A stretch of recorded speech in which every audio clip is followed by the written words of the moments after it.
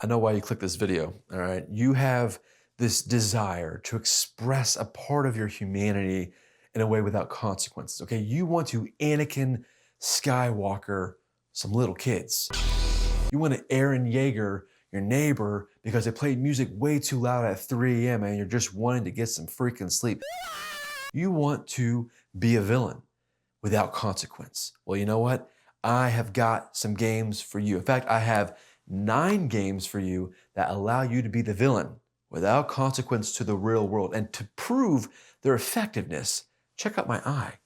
Okay, let me just see that. Yeah, I got a red eye right now. Okay, and you know what that's from? That is from me obtaining Sith Lord status by playing these games. All right, so I've got 9 games to recommend to all of you to try to express yourself and to explore being a villain, again, without consequence. Because again, some of these things, especially some of the later games in this list, if you did this in real life, you would be committing horrific war crimes.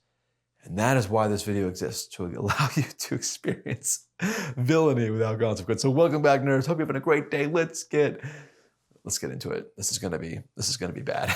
Okay, this first one is a really cool one. It's a classic one. We're throwing it back to Xbox One days. We're talking about Fable 1.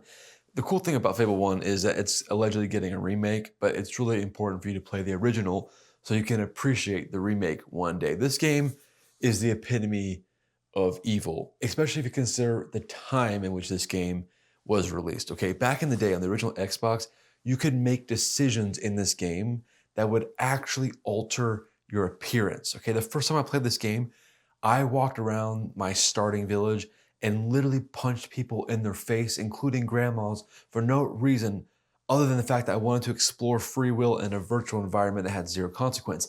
You know what, if you do that enough times and you continue to grow into adulthood in this game and you continue to do horrific things, you will actually grow horns and even at some points have flies swarming around your character because of how evil he actually is. That's the free will that you get in this. Now, just in case you are an RPG lover, this is more of a fairy tale RPG, not a fantasy RPG. So there's quirky, silly elements to the game. It's fun. It's a classic game. Okay, if you never played it back in the day, it's good on the Steam Deck. All right, you know you have to overlook some of the things that have aged for this game. Like I said, there is a remake allegedly coming, but there's something powerful about experiencing the original back in the day. So highly recommend if you want to be an evil bad guy to experience Fable for the first time. Okay, for this next one, I'm throwing back to another classic. All right, all you Star Wars fans will go nuts for this one. Star Wars Knights of the Old Republic 2.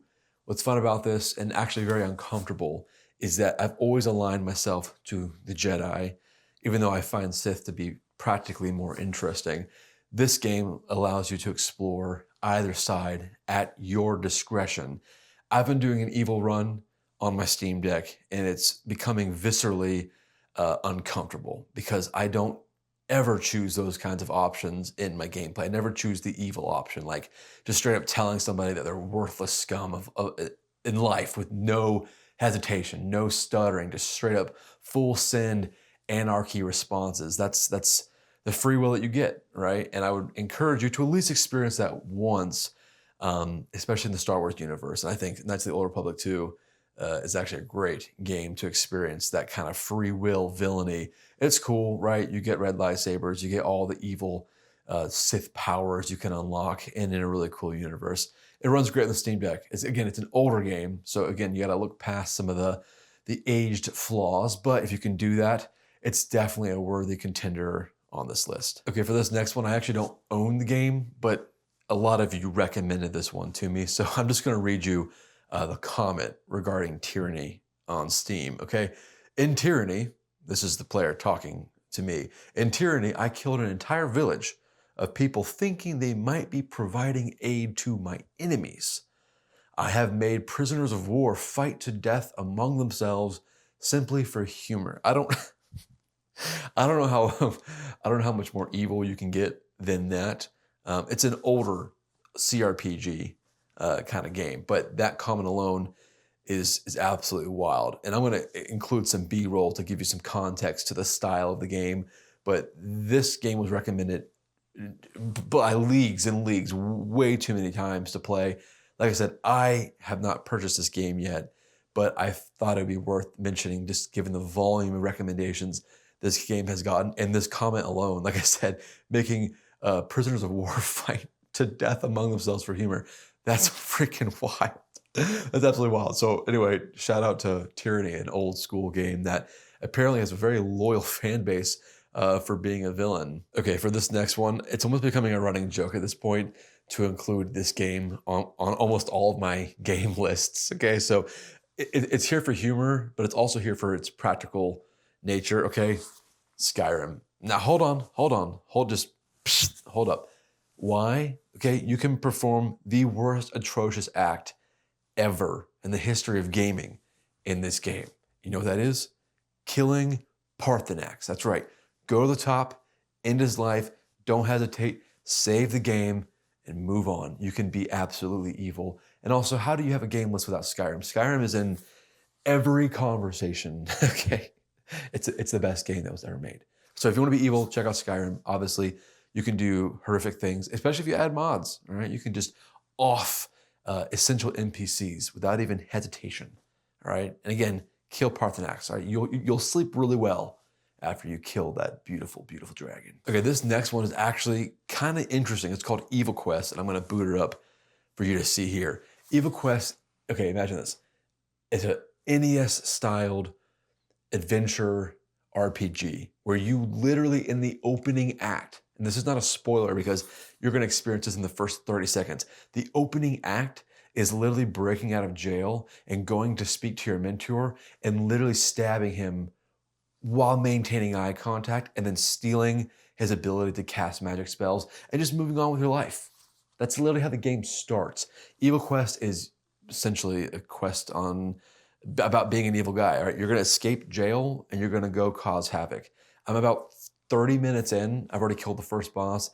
It's cool. You get spells, you get cool different weapons, really cool villainous armor, and you're just running around killing the good guys, the good guards, trying to ascend your way to go what I can only assume be the final quest of actually killing the good king. And you play as the villain. So it's fun. It's a quirky game. It's not a very long game. And again, the style is more of an NES style game. And it's really cool because a lot of these games on this list are going to be massive, multiple, easily 40, 60 hours investment of time. This is a great way to kind of break up the monotony of these longer games. And it's just kind of a quirky, fun, short kind of game to jump into. So yeah, go check out Evil Quest. It's a really unique kind of game. And I've really been enjoying the first, like I said, 30 minutes so far. Okay, for this next one, it feels a little disingenuous because I haven't actually run a villainy run for this game because I'm actually still in my first playthrough of Baldur's Gate 3. But a lot of you recommended going full on evil mode in a Baldur's Gate 3 run. Now, I can imagine the pain that I would feel if I made horrible decisions against the players that I've come to love. But if you've already done a Baldur's Gate 3 run and you don't mind experiencing the world in a completely just horrific way, then yeah, be the villain. Try it out. Make all the dark urge choices you can possibly think of. For me, I haven't done it yet. But again, your recommendation, and I can imagine that's being a very painful experience, especially if you do deep role play and you really take your character serious and you have formed these sort of like parasocial relationships with these virtual characters. It's going to be uncomfortable to literally be the villain in their world. But a lot of you recommend it, and I can imagine it being an absolutely chaotic experience. So yeah, shout out Baldur's Gate 3. Again, I haven't experienced it. I'm still in my very first run myself. So yeah, for all of you psychopaths, enjoy Baldur's Gate 3 as the villain. Okay, we got another recommendation from all of you. I don't own this game. It's called Pathfinder, Wrath of the Righteous. And again, this comment sold it for me. I'll include beautiful B-roll so you can kind of see the context of the game. But let me just read you this unhinged comment, okay? Pathfinder lets you become a lich by doing some pretty awful stuff. Or you can become a literal swarm of bugs, transforming the game into an apocalyptic nightmare where you're just this great evil trying to eat everything. There's also a trickster path so that you can be more Joker-style mayhem as opposed to the madcap antics. And then the following comment is just sold the deal for me to be on this list. Literally 80% of the dialogue has the I don't like you, just die option. So I can't think of a better villain archetype game than that. And again, this game got stupid amounts of recommendations from all of you, whether it's in the Discord or on Reddit. And it was just tremendous amounts of recommendations for this game. So yeah, go check it out. Again, I haven't played it personally, but the volume of recommendations is what really made me keep my eye out for this one. So yeah, I'll probably pick it up in the next sale, give or take, and give it a run and see if I can stomach myself being absolutely unhinged in a pure evil run. Okay, let's get a little bit quirky for this next one. The best way I can describe it, I'm gonna give you the description first for this game and then see if you can guess it in the comments. Imagine medieval evil Pikmin, like the game from the GameCube. Medieval evil Pikmin.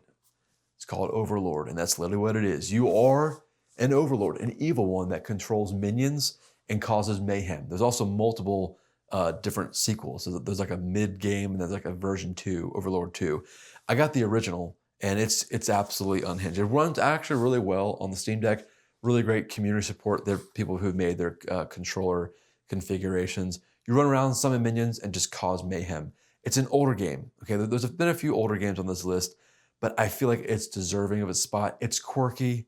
Okay, so you're not going to have some deep, psychosis experience. It's a high level, funny, quirky kind of fantasy game where you play as literally the villain. You're an Overlord, and it's been great. I actually found this game originally when researching the title of this video to see what kind of games existed out there, and this one came at a lot of recommendations. So got it myself, and I just started a playthrough here over the last weekend. About 30 minutes in, nothing crazy deep yet, but it's fun, it's quirky, and again, the best way to describe it is evil Pikmin. So we'll see how this game goes as I continue to progress through it. All right, this last one takes the cake, guys. All right, this Steam game is just, it's awful, all right? And it really shows you as a player your evil tendencies when given free will without consequence, okay? It's called RimWorld, but really the best name for this is Organ Farm Simulator. You can do some horrific things in this game. Is the game meant to be played that way? No, you manage colonies of individuals and try to survive and grow bases and create structures and learn medicine and science. But what does the player base do? The player base decides to turn it into a literal meat farm. And I'm surprised there hasn't been a mod yet that actually allows you to have a human centipede sort of experience. But that's kind of where we're at with this game, all right? It's literally, you're able to do things that you just shouldn't be able to do. And again, human organ farming simulator. That's really the name of this game. It's cool. It works great with trackpads, okay? It's a fun little game. Tons of DLC. I'm about 40 hours deep into my playthrough. I haven't done the description that I've just read to you. I'm not that insane, but it's a cool game. You don't have to be evil. Honestly, it's a cool game. You'll get a lot of life out of this. But if you want to be on theme for this video and you want to do some evil stuff, this is the game. I think this one takes the cake purely because of its mechanics and your ability to express free will in a very deranged freaking way. Well, there you have it, you psychopath. I'm glad you enjoyed and watched to this point in the video. There's 9 games for you to just go absolutely balls to the wall evil with. So I hope you enjoy it. Let me know in the comments if there's any games that you would have included in this list so I can add them to my own library. And again, thanks for watching, nerds. I do want to give you a little sneak peek to the next video that I'm going to be doing. Check this bad boy out. Oh, nerd, it's just a regular Nintendo Switch OLED. False. All right. This is actually a modded unit. And I'm going to be showing you all the cool things that I've been doing with this. So make sure you check out my next video. I'm going to be dropping a really sick video on the modded Switch OLED experience. So I hope you guys stick around. Check out my other videos. Watch them. I put out a lot of list videos, and it's been great kind of growing this channel. So thanks for watching, nerds. Hope you have a great day, great weekend. Tell your grandma I said hello. I'll see you guys in the next one.